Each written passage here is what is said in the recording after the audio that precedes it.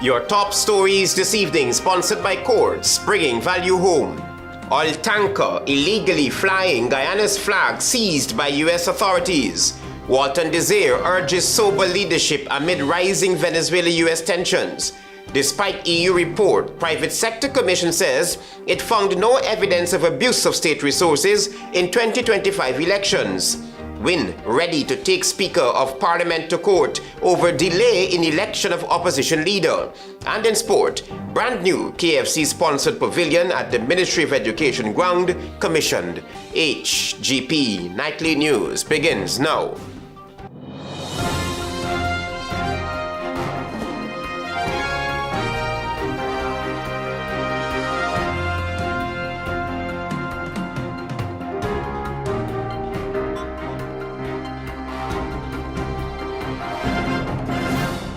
Good evening to our viewers here in Guyana and online. I'm Travis Chase with the Thursday, December 11th edition of the HGP Nightly News. Here's what you need to know this evening. An oil tanker which allegedly left Venezuela and was seized in international waters by the United States military was found to be illegally flying Guyana's flag. Authorities say the vessel was not a Guyanese registered vessel. Marvin Cato opens our broadcast with this developing story. The Maritime Administration, MARAD, in a statement released on Wednesday, said it has, quote-unquote, observed the proliferation and unacceptable use of the Guyana's flag by vessels that are not registered in Guyana. The Maritime Agency informed that the U.S. government communicated to MARAD, quote-unquote, that they encountered the motor tanker Skipper, IMO number 9304667, in international waters. It was falsely flying the Guyana flag, as it is not registered in Guyana. MARAD, in its statement, reminded it will continue, quote-unquote, to reach out to and work with international partners and other maritime agencies to identify, pursue, and take firm action against any unauthorized use of the Guyana flag. The Skipper, according to U.S. President Donald Trump, was the largest crude tanker ever seized by American authorities. However, Venezuelan authorities called the seizure of the vessel piracy. Venezuela has since denounced and condemned what to them constitutes a blatant theft and an act of international piracy. The Nicolas Maduro administration fired back, saying there is now mounting evidence that the Trump administration's goal is to take control of Venezuela's oil that belong exclusively to the Venezuelan people. The government called on all Venezuelans to stand firm in defense of the homeland and urged the international community to reject the U.S. vandalistic, illegal, and unprecedented aggression that seeks to normalize itself as a tool of pressure and plunder. It was reported in the international media that Washington had imposed sanctions on the tanker when it was called the Odessa for its illegal involvement in Iranian oil trading. The Skipper is reported to have left Venezuela's main oil port of Jose between December 4 and 5 after loading about 1.1 million barrels of Venezuela's crude. The U.S. has a large military buildup in the region as part of its fight against the illegal drug trade in this hemisphere. The Maduro government believes that is a smokescreen since, in their view, the U.S. is actively trying to effect a regime change. Marvin Cato reporting for HGP Nightly News. Meanwhile, opposition member of parliament Amanza WALTON-DESIR is warning that Guyana must prepare for the worst, urging national leaders to exercise sober judgment as tensions in Venezuela escalate and edge closer to a potential conflict. Tiana Cole is on this story. Amid rising tensions in neighboring Venezuela, following reports that the U.S. government has been intercepting illegal vessels and most recently seizing an oil tanker transporting sanctioned oil to Cuba, opposition member of parliament and leader of the Forward Guyana, Amanza WALTON-DESIR, on Thursday, urged Guyana's leadership to remain sober and temperate. She warned that any escalation towards a war in Venezuela would have serious implications for Guyana, stating that lives will never be the same. War breaks out in Venezuela. Immediately, you're going to have migrant flows increasing. Imagine 300,000 of them just coming over the border to add to the 100,000 that we have already. Wow. And because it's a war, you're not at liberty to turn them away because they're now refugees. And so based on international convention, you have a duty to provide shelter and safe harbor for them. WALTON-DESIR further explained that such an influx would place enormous pressure on Guyana's social systems. She cautioned that the country's healthcare and education sectors could become overwhelmed and that the government would be required to divert critical resources to meet international humanitarian obligations. It means that money should have been coming to improve the lives of Guyanese will now have to be put in that direction. She added that CARICOM and its regional bodies are already in a difficult position, struggling to navigate these unfolding developments while falling short of the mandate for true regional integration. It is going to be a challenging time. Tiana Ko reporting for the HGP Nightly News. The Private Sector Commission has delivered growing praise for the government and the Guyana Elections Commission in its 2025 elections report, directly contradicting major concerns raised by reputable international observer missions. Here's that story.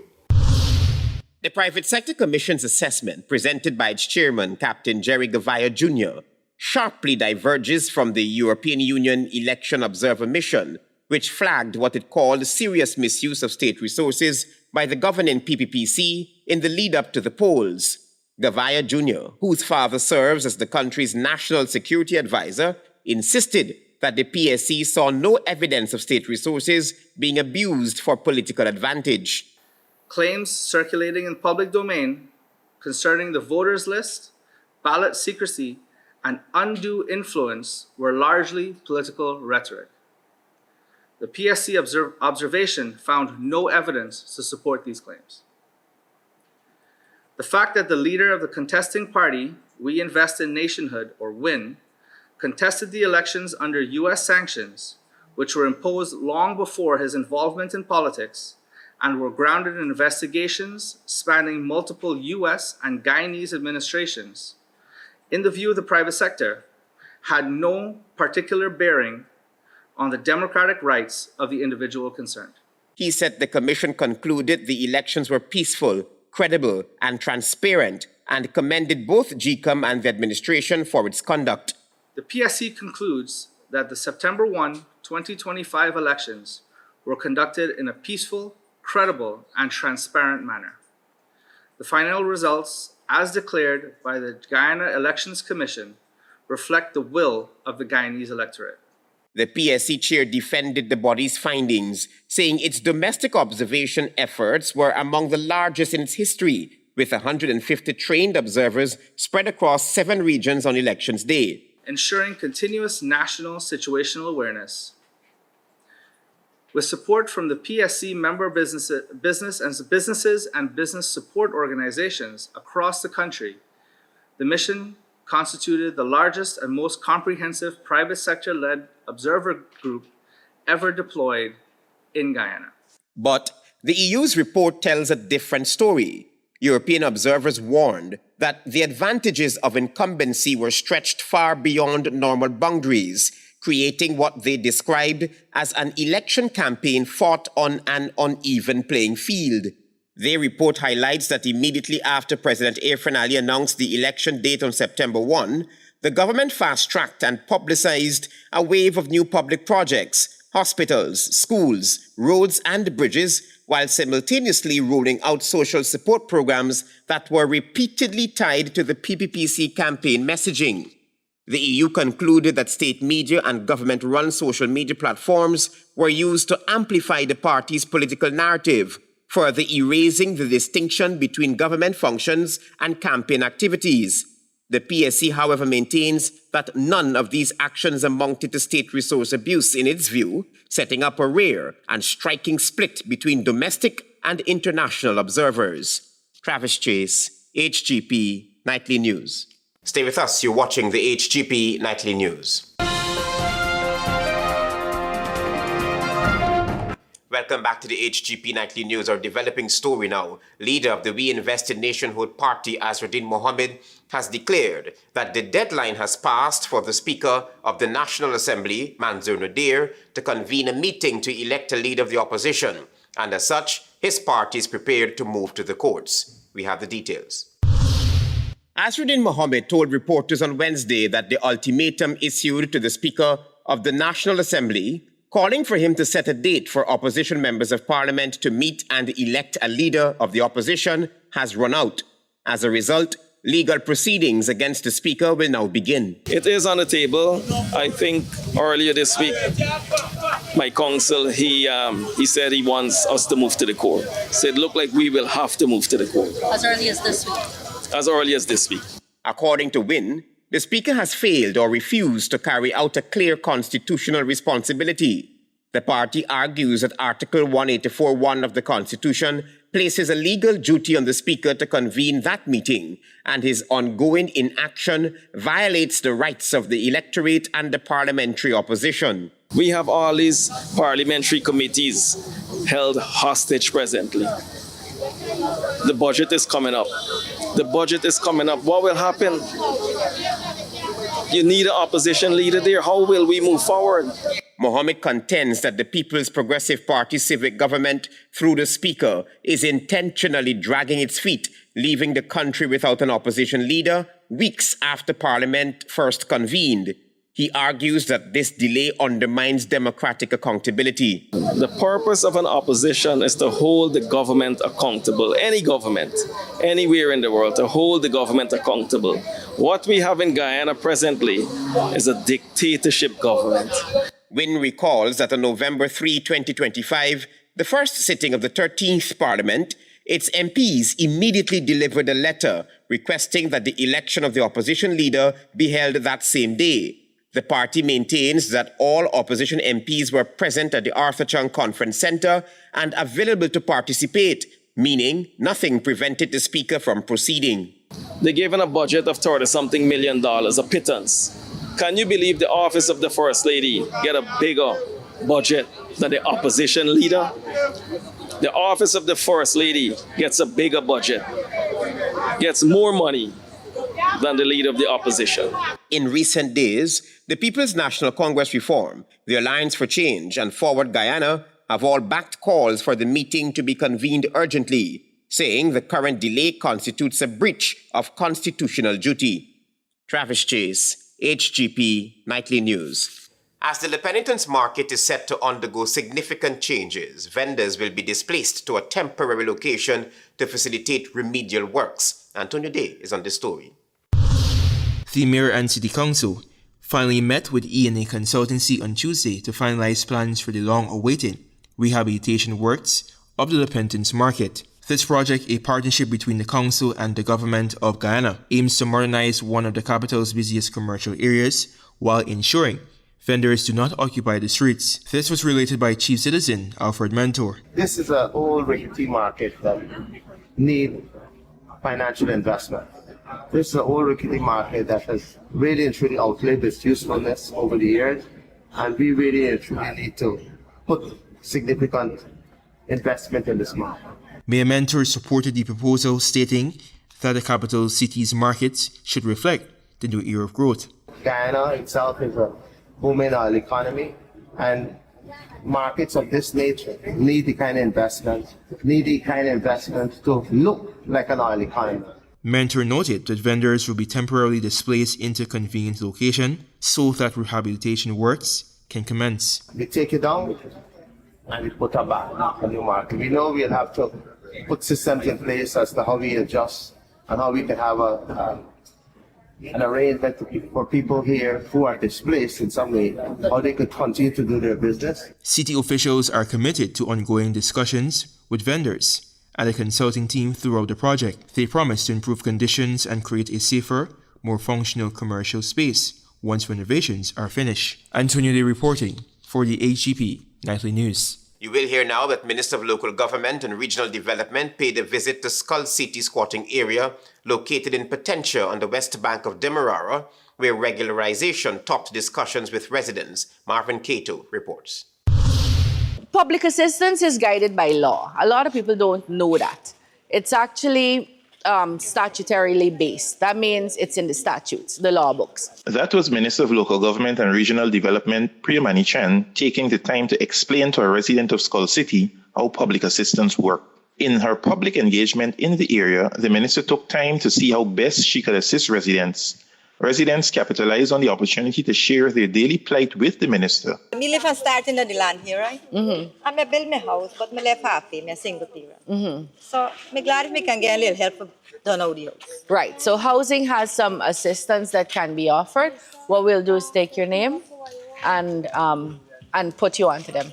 But we'll get back onto you. She took the time to explain to residents what her ministry is responsible for and what they intend to do in the community as the regularization process by the Ministry of Housing continues in the community. Thus far, 33 residents have received their allocations, and additional allocations are expected to be processed soon. A cadastral plan will draw out who is living where. Once that is done, we can fix this. Manichan pointed out to residents that in the regularization process, roads will be mapped out properly in order to bring more comfort to residents. Squatting areas, you don't put electricity, water, and so on. Now that we're regularizing the area, we can put in all the facilities. She reminded that her ministry will continue to work closely with the community to bring it up to standard and to make the lives of every resident better. Marvin Cato reporting for HGP Nightly News. Thank you, Marvin. Stay with us. There is more news ahead.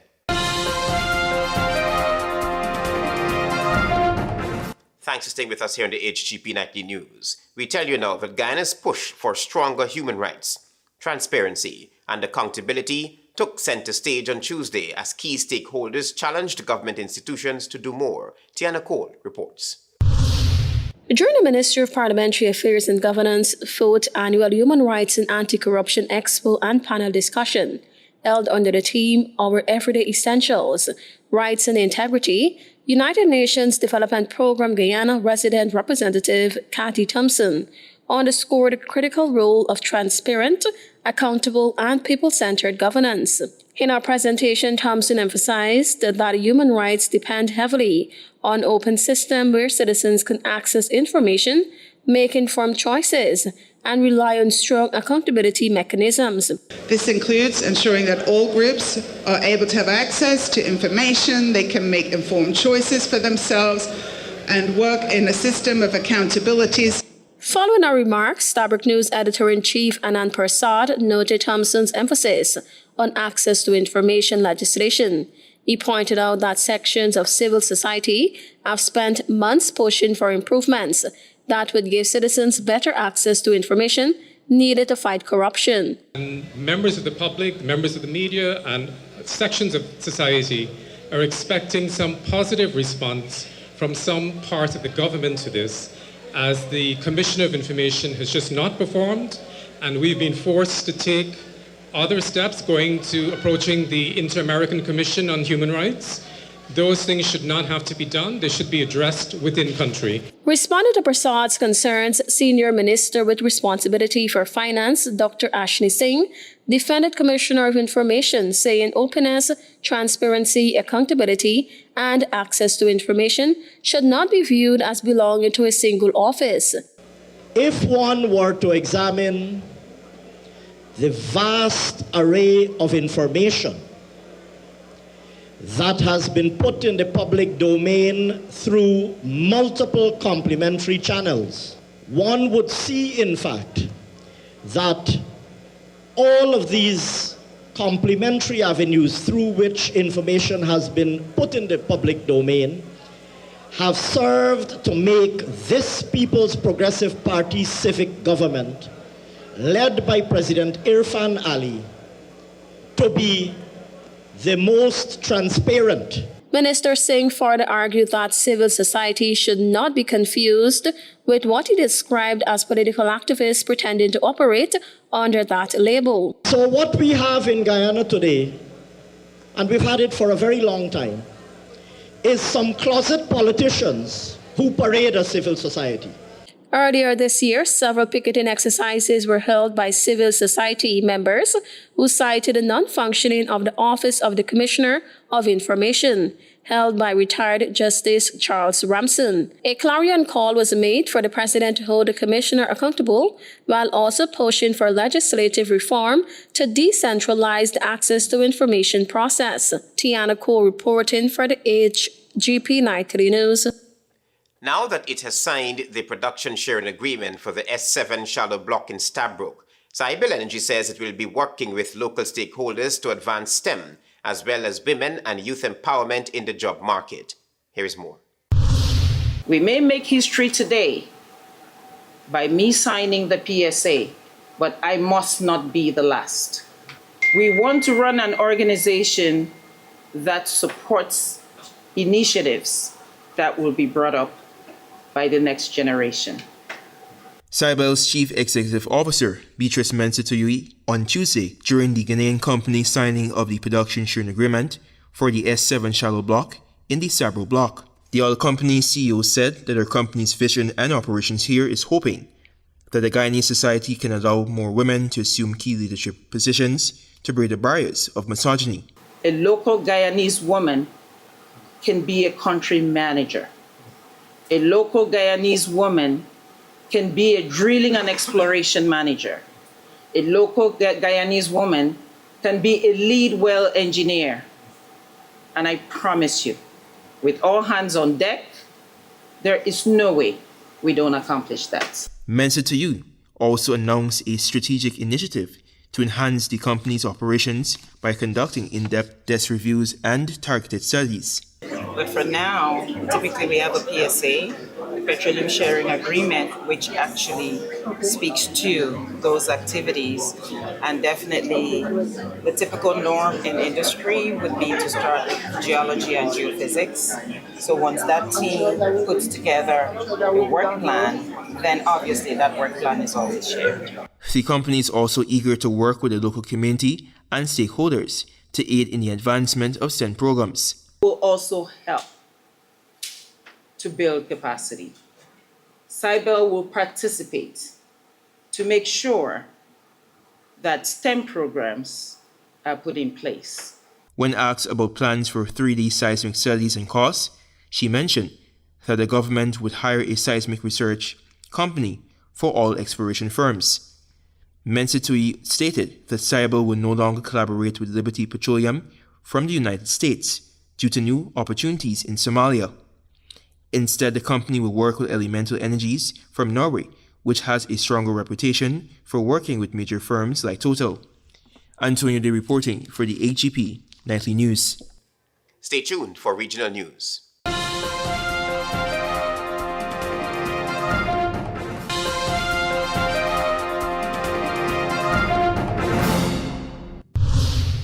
Good evening and welcome to Thursday's edition of the Regional News. I am Antonio Day. The Maritime Administration, known as MARAD, has noted the increasing unauthorized use of the Ghana flag by vessels not registered in the country.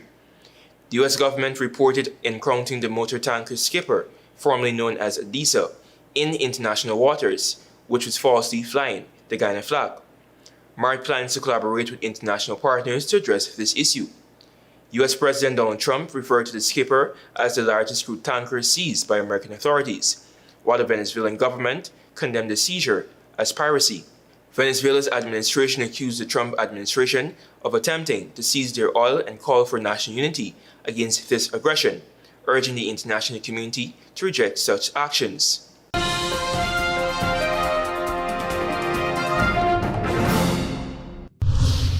Turning attention to news in Trinidad and Tobago.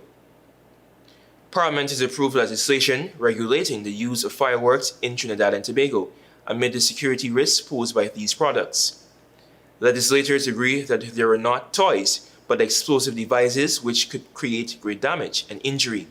Attorney General John Jeremy, who piloted the Summary Offences Amendment Bill of 2025, also known as the Fireworks Regulation Bill, said that this legislation is to amend and regulate the use of fireworks, which have become a part of celebrations in Trinidad and Tobago, but could also be a nuisance and pose threats to life and limbs. What once a source of celebration has become over the years a serious public safety concern. Vulnerable citizens, including children, the elderly and those with medical conditions, suffer from the excessive noise and destruction. Animals too are affected. Homes and businesses are at risk of catching fire if fireworks land on them.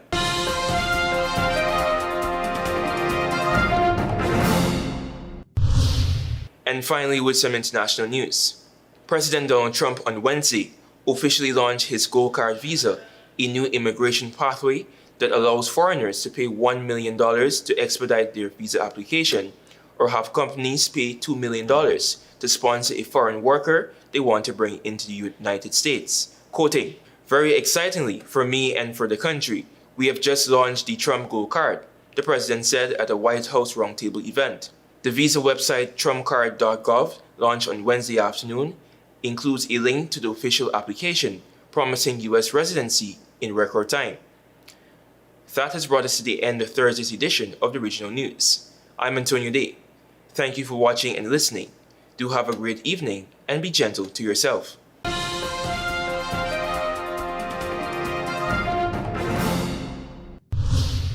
Delvin Neblett is up next with HGP's Sports Pulse.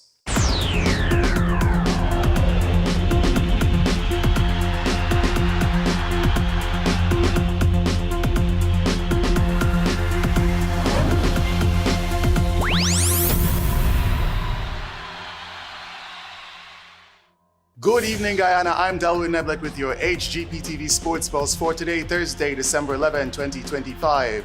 We begin tonight with football. The Petro organization hosted the commissioning ceremony for the brand new KFC Pavilion at the Ministry of Education ground on Wednesday. In the presence of parents, athletes, students, and community members, Petro officials emphasized that the space has been built not only to elevate the atmosphere of the facility, but also to enhance comfort and celebrate the advancement of youth football in Guyana. More in football action kicked off in the 2025 President's W.I.N Guyana Futsal Championship with knockout fixtures at the Cliff Anderson Sports Hall on Wednesday. All Boys Town Ballers secured a crushing 10-1 victory over Showstoppers on the back of a masterful 5 goals from Joel Magrell, as Randy Maynard also scored a dazzling hat-trick in a winning effort. Footsteppers earned a hard-fought 5-3 victory over Real Sport as Anthony Roberts produced a superb hat-trick. The main court also netted a brilliant hat-trick as Agricola Ballers secured a 4-2 victory over Mokaret Force. Beavers registered a commanding 4-1 victory over Gaza Squad, and Brandon LaRose netted both goals for Canaimas in a keenly contested 2-1 victory over Paradise Invaders. Tournament action resumed today at the Cliff Anderson Sports Hall, featuring the men's knockout stage alongside the schoolboys round-robin segment. Still in football, knockout action commenced in the 2025 Ghana Football Federation Division 1 Women's Championship with 2 fixtures at the National Training Center in Providence on Wednesday. In the first match, Santos FC secured a commanding 5-0 victory over Rivers U United FC, while match number 2 was another commanding victory for the Ghana Police Force FC over the Mainstay Gold Stars.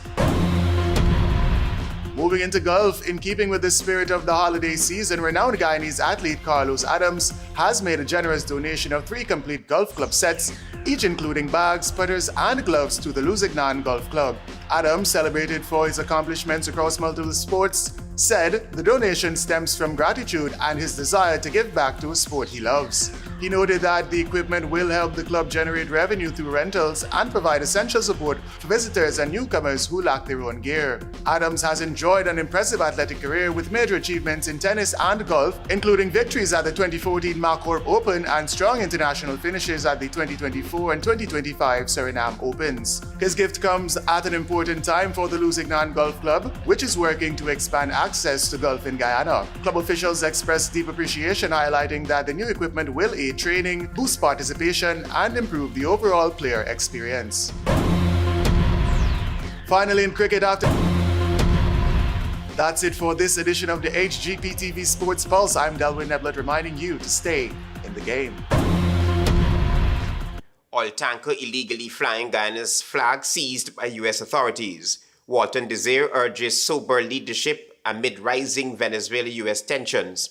Despite EU report, Private Sector Commission says it found no evidence of abuse of state resources in 2025 elections. WIN ready to take Speaker of the National Assembly to court over delay in election of opposition leader. And in sport, brand new KFC-sponsored pavilion at the Ministry of Education ground commissioned. Those are our major headlines. For these stories and more, please go to our website. It's www.hgptv.com. I'm Travis Chase. Thanks for watching. Goodbye.